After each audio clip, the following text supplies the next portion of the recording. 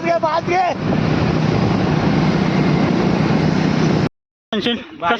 प्रकार जमलाय भाई निला तुला काय वाटतंय बोला ना ट्रेकिंग बद्दल काय वाटायला पाहिजे काय वाटतंय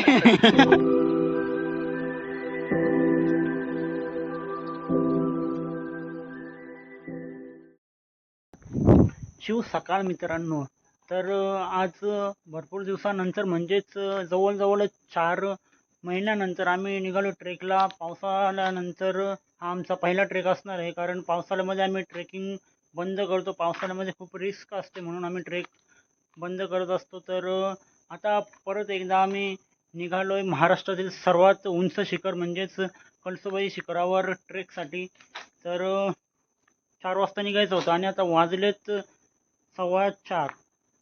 तर टायमिंग मध्ये खूप बदल झालेला आहे आपल्या, कारण 4 वाजता आपल्याला इथनं निघायचंच होतं, कारण ऊन भरपूर पडतो त्यामुळे ट्रेकिंगला भरपूर प्रॉब्लेम येणार आहे नंतर जर लेट गेलो तर।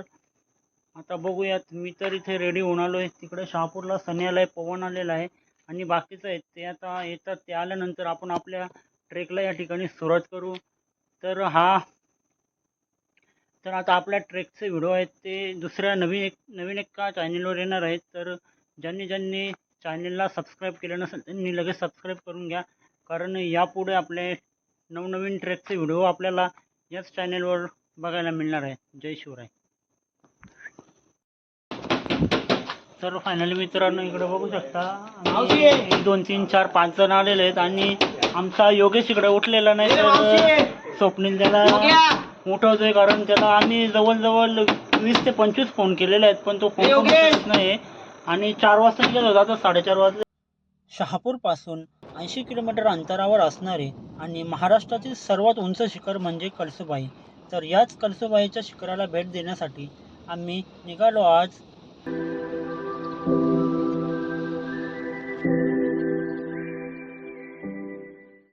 अगदी 5च मिनिटात मुंबई नाशिक हायवेवरील अवघड पॅच म्हणजे कसारा घाट संपणार होता। इतक्यातच आमची एक गाडी बंद पडली।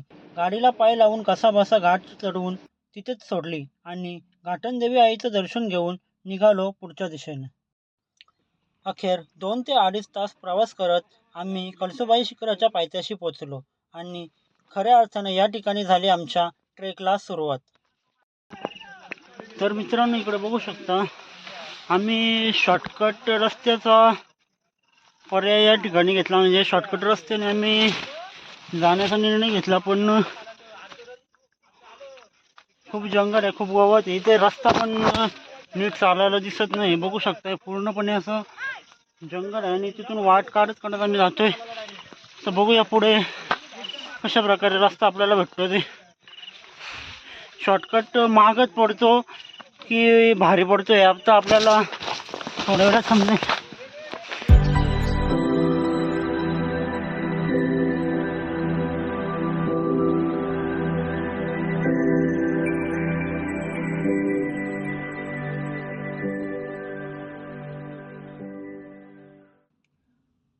खरं तर 4 महिन्यानंतरचा हा ट्रेक होता। सगळेच खूप दमले होते म्हणून पहिला ब्रेक घेतला।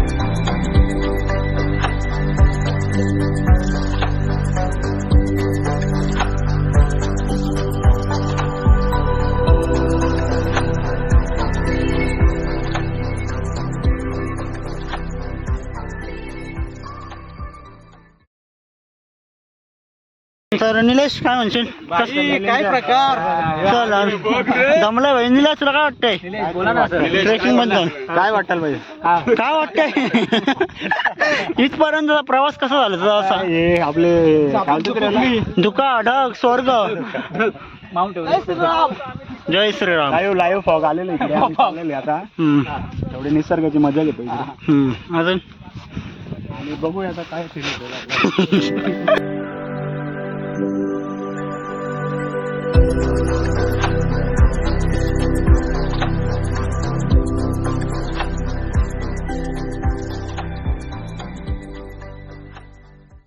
आमचा प्रवास तर चालूच होता, गडाच्या मध्यंतरी आल्यावर बघितलं तर खूप गर्दी होती, कारण आज रविवार प्लस नवरात्री म्हणून गडावर भयानक गर्दी असणारच याची जाणीव झालीच होती. आणि या आजीकडे बघून खूप भारी वाटलं. या वयात पण आमच्यासारख्या पोरांना लाजवेल अशा प्रकारे या आजी गड चढत होत्या. खरंच यांना बघून एक नवीन एनर्जी आली आणि प्रवास आणखी जोमात सुरू झाला. ना आज असं गडावाचा पोरांच्या पायाला गोले यायला लागला आता. एवढा काम झालाय. खतरनाक ट्रेक आहे. 3 तास झाले आम्ही ट्रेक करतोय. किती सुरुवात केली आपण चढायला? 8 वाजता सुरुवात केली होती आणि आता वाजले 11:15 म्हणजे 3.25 तास झालेत. ट्रेक चालू आहे आमचा आणि जवळजवळ 4 महिन्यानंतर ट्रेक करतोय म्हणून अखेर 3 तास घनदाट जंगलाची वाट तुडवत आपण शेवटच्या टप्प्यावर या ठिकाणी आलेलो आहोत. तर समोर बघू शकतो आपण गडाचा शेवटचा पॅच बाकी आहे.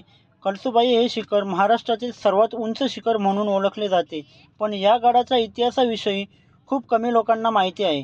तर चला आपण आता या गडाच्या इतिहासाबद्दल थोडक्यात माहिती जाणून घेऊयात.